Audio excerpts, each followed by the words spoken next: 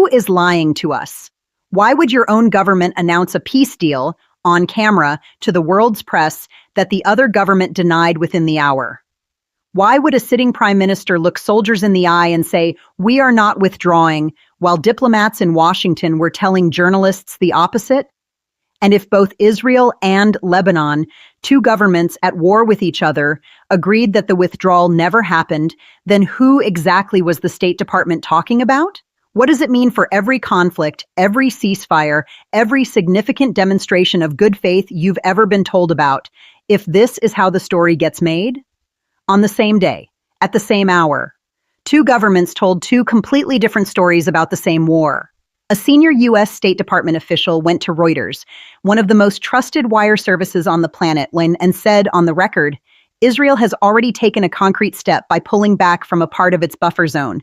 This is a significant demonstration of good faith toward Lebanon's legitimate government. That's a quote. That happened June 25th, 2026. And while that official was saying those words to the press, Benjamin Netanyahu was standing in front of a graduating class of IDF cadets and saying on camera in Hebrew to soldiers, "We are not going to withdraw from it." Israel's defense minister, Israel Katz, went further. He said troops would remain in southern Lebanon, and I want you to hear this clearly, without any time limit. Two IDF sources denied any withdrawal had taken place. A senior Lebanese security official said, what was happening on the ground showed the opposite of a pullback. The Lebanese army, the very force the U.S. said should now move into the vacated territory, said they had no idea what the Americans were talking about.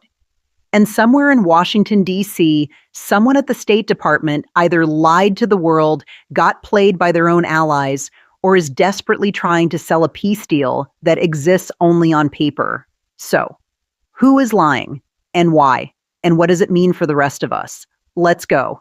To understand this, you need context, because this didn't come out of nowhere. Back in March 2026, Israel relaunched a full military offensive in Lebanon.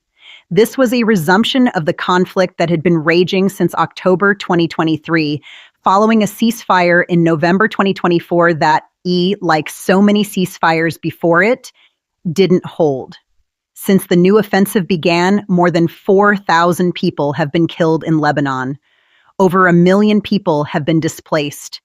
That's more than 1 in 6 Lebanese citizens gone from their homes. Israel carved out what it calls a security buffer zone, occupying approximately 570 square kilometers of Lebanese territory, up to 10 kilometers deep. Towns demolished, roads cut. Hezbollah pushed back, but not gone. The United States has been trying to broker some kind of deal. 5 rounds of negotiations in Washington, 5 rounds, and every round has ended with the two sides still miles apart. The core dispute? Israel wants to stay, Lebanon wants them out, and the U.S. is in the middle, promising both sides something the other side refuses to give. Here's where it gets complicated. In recent weeks, U.S. officials were floating something called a pilot zone scheme. The idea: Israel would hand over a small patch of occupied territory to the Lebanese armed forces as a test. If Lebanon's army can keep Hezbollah out of that patch, maybe Israel hands over more. Slowly, on Israel's timeline, on Israel's terms. Lebanon called this a trap. A Hezbollah spokesperson said it was designed to create friction between the Lebanese army, the resistance, and the residents of the villages. The Lebanese government's official position was that they rejected the conditions Israel was putting forward. But the U.S. kept pushing, because there's something even bigger in play here. Iran and the United States signed a memorandum of understanding, a partial deal, and Lebanon is explicitly tied to it. The deal reportedly calls for an end to hostilities in Lebanon and a full Israeli withdrawal. Netanyahu publicly clashed with Trump over this. According to reports, Trump was furious when Israel struck Beirut's suburbs on a Sunday, worried it would blow up his Iran deal before the ink was dry. So the U.S. desperately needs a win in Lebanon. And on June 25th, they apparently decided to manufacture one. Let's be precise here, because precision matters. The State Department official who spoke to Reuters was anonymous. They did not give their name.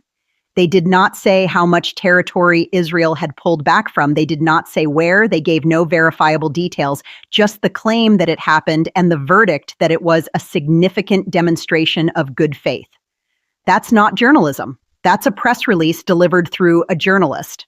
And when Reuters went to get comment from Israel and from Lebanon, both governments said the same thing. This didn't happen. A senior Israeli defense official told Reuters that Israel's policy was clear. The military would not be withdrawing from its buffer zone. Full stop. A senior Lebanese security official said events on the ground in recent days showed the opposite of a pullback. And they added something devastating. Israeli forces had been enforcing their buffer zone against anyone approaching it, including Lebanese army troops. The very force the U.S. said should be moving in. Let's absorb that for a second. The U.S. said Israel made room for Lebanon's army. Lebanon's army said Israel was blocking them from entering. These are not ambiguous statements. These are not matters of interpretation. Someone is describing a reality that does not exist. Now, there's a more charitable read of what happened, and we should give it fair consideration.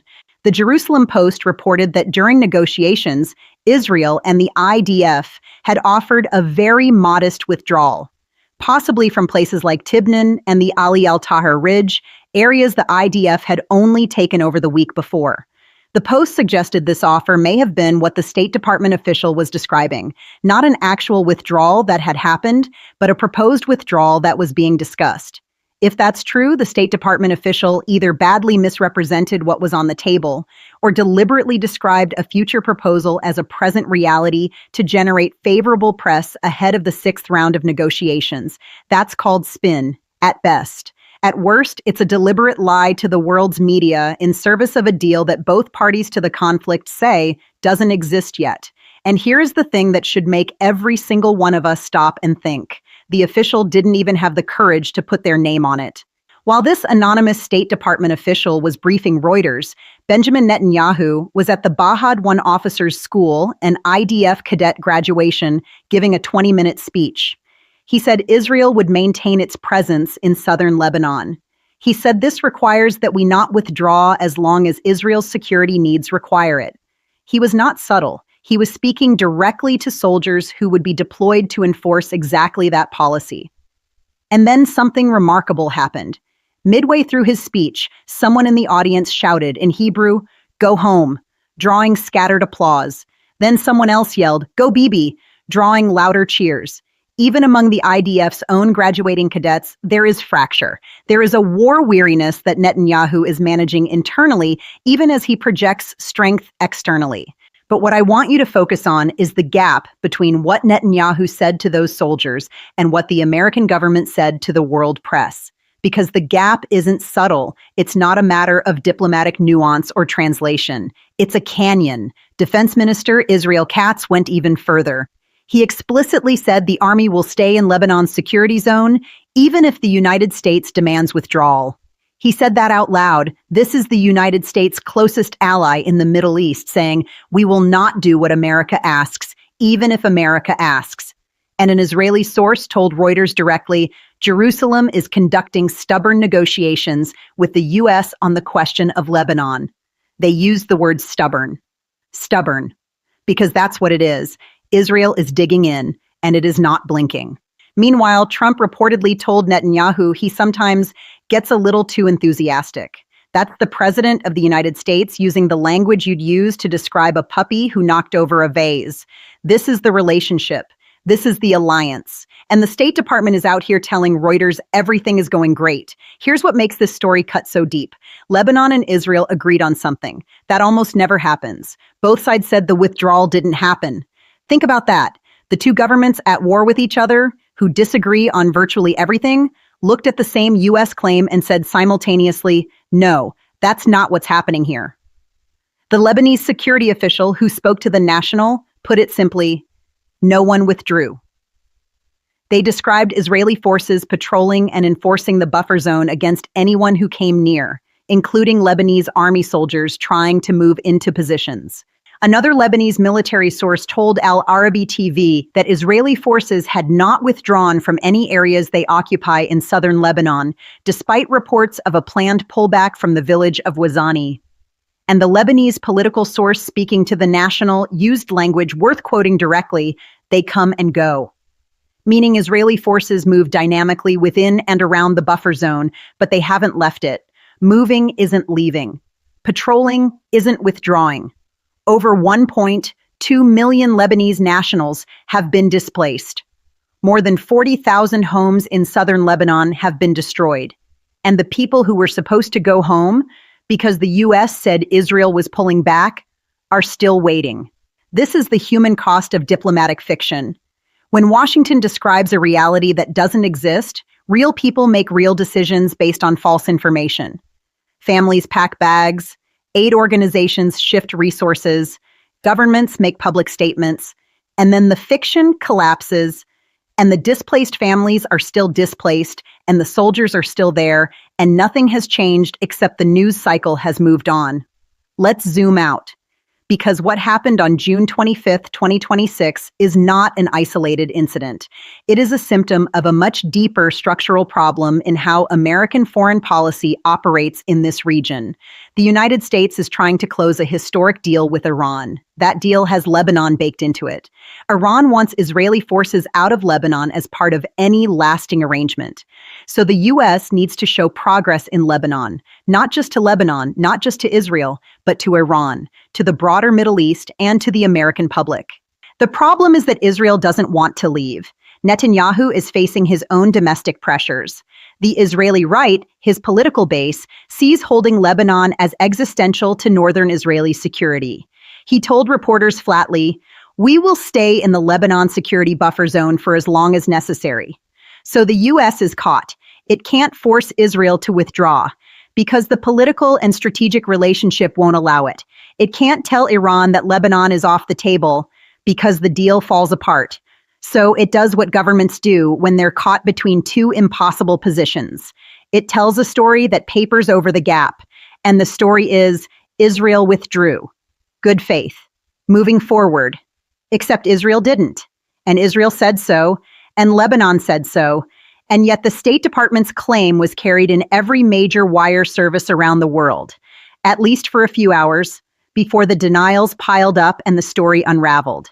Here's the question that keeps me up at night. How many times does this happen and we don't catch it? How many times does an anonymous official tell a journalist something that isn't true and the other side doesn't push back fast enough and the story just stays in the air, becomes part of the assumed narrative, gets cited in future reporting as background context? The Israel-Lebanon buffer zone claim collapsed quickly because both parties to the conflict had every incentive to deny it. But what about claims where only one party has an incentive to deny? What happens then? I promised you an answer. Here it is, but it's more complicated than a simple verdict. Netanyahu is not lying to you. He is lying to the American government, or at the very least, refusing to honor what American officials apparently told their own press about Israeli intentions. He is saying one thing to Washington in negotiations and another thing to his soldiers on camera. That's a specific kind of deception, the kind that insulates you domestically while making your ally look foolish internationally. But here's the thing, he's doing it in public. Netanyahu's statements were on camera. His defense minister's statements were on record. If the U.S. State Department was surprised by the contradiction, they weren't paying attention. So the State Department official, the anonymous one, is either dangerously naive about what Israel actually agreed to do, or they described a proposed action as a completed one in order to generate favorable optics ahead of a negotiating round that was already going badly. That's the lie most likely to have been told to us, the public. Because we have no seat at the negotiating table. We get the version of events that someone decides to feed us through a wire service. And in this case, the version of events was demonstrably false within hours. Israel, Lebanon, and the on-the-ground reality all agreed. No withdrawal happened. And an anonymous State Department official said it did. You tell me. Here's where I leave you. Not with a tidy conclusion, because there isn't one. There are 4,000 people dead in Lebanon since March. There are over 1 million people displaced. There are soldiers dug into a buffer zone that their own government says they will hold forever. There are diplomats in Washington trying to sell peace at press briefings while the people with guns are saying something completely different on camera. And there is an unnamed official who told Reuters that progress was happening and then watched both sides of the conflict say it wasn't. We live in a world where the distance between what governments tell us and what is actually happening has never been wider. And the only way to close that gap is to keep asking the uncomfortable question: who benefits from this story being told this way? Someone at the State Department needed a win on June 25th, 2026. They didn't have one. So they announced one anyway. That's the story. That's the lie. And now you know it. Thank you for your time. We will always do our best to keep you updated. Please click the subscribe button and like. Don't forget to share your thoughts with us.